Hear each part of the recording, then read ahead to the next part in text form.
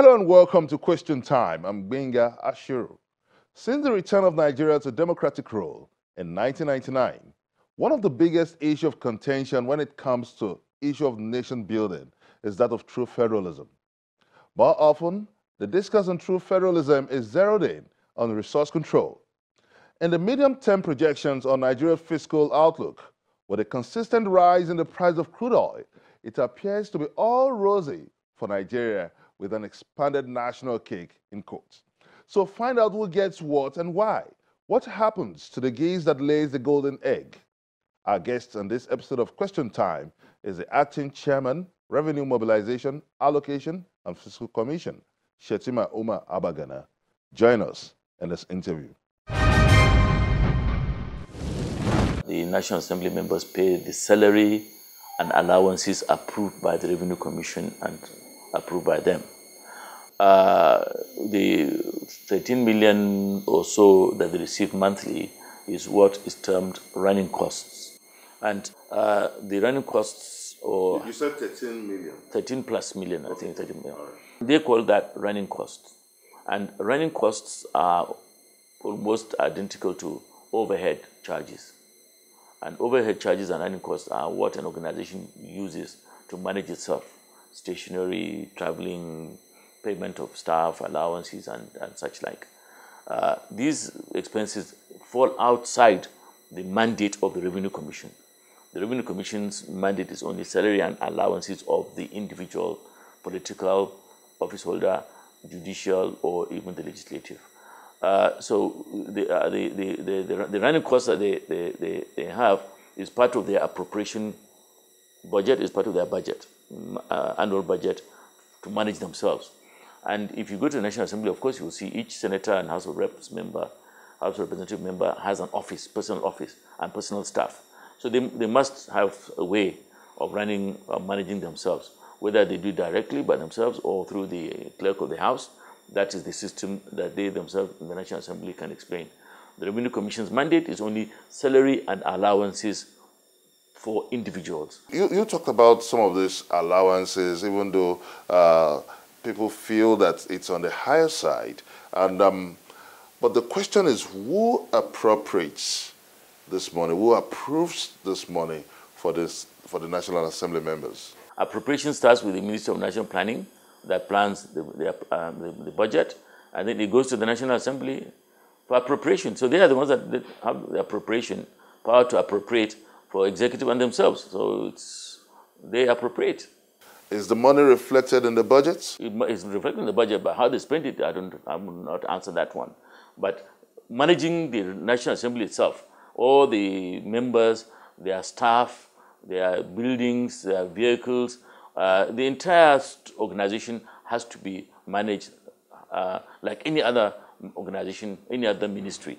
So they must have some budget to manage the entire organization and in their individual offices. So it's understood, and I will understand it as running costs or overhead to manage the whole organization of the National Assembly. How they spend or appropriate between, how they break it down within the National Assembly itself, I can't answer that one. But I do know that when every organization you go to, any ministry you go to, the budget there is divided into overhead, which is running cost, and capital. That the running costs and overhead are the ones that you use to manage yourself in that organization. And so the National Assembly must have a budget to run the entire National Assembly. In an economy where the minimum wage is 18,000 naira, is this fair? Does this show consistency with the economic realities on ground? You first of all have to go and understand from them what the 30 million naira is for.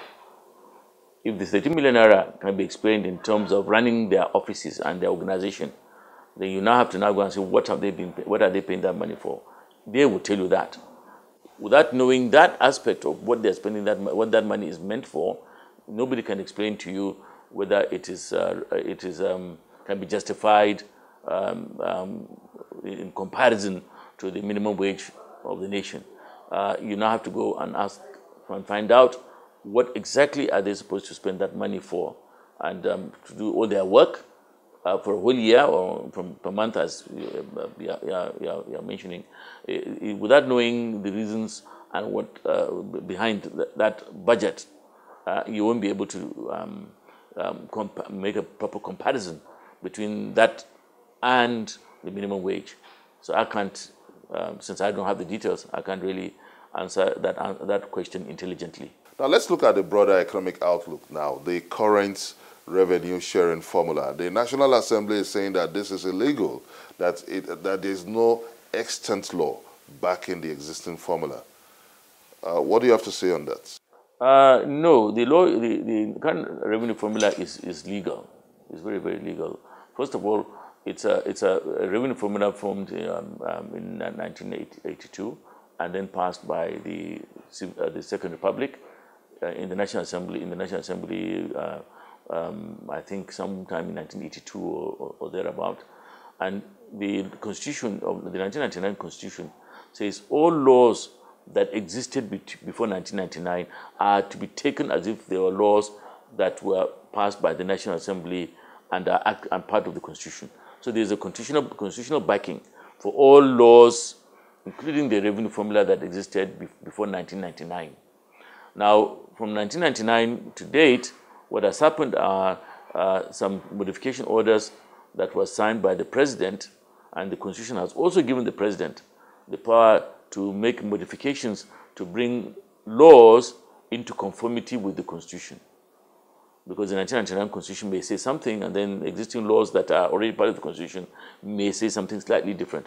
So you may have to realign the past laws with the Constitution, and that was signed by the President Obasanjo, just to realign the revenue formula with what the Constitution has said. One of the reasons they've pushed forward is that they are saying that the current revenue sharing formula does not reflect existing economic realities of the nation.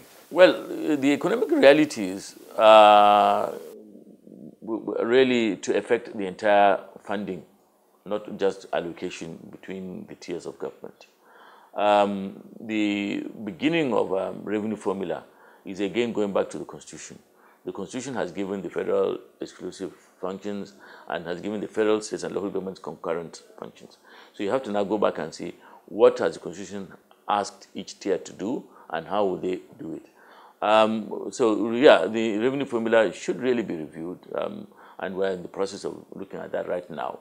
But what is more important than just reviewing the formula itself is finding ways and means of increasing revenue as a whole, because all the three tiers of government require more revenue, more funding, and that's really more critical than just saying, well, this one should be shared this way or that way. You are sharing an inadequate funding basket. What we are saying is, let's try and find a bigger basket and make a bigger basket. But the revenue formula should be reviewed, and I think we're in the process of that.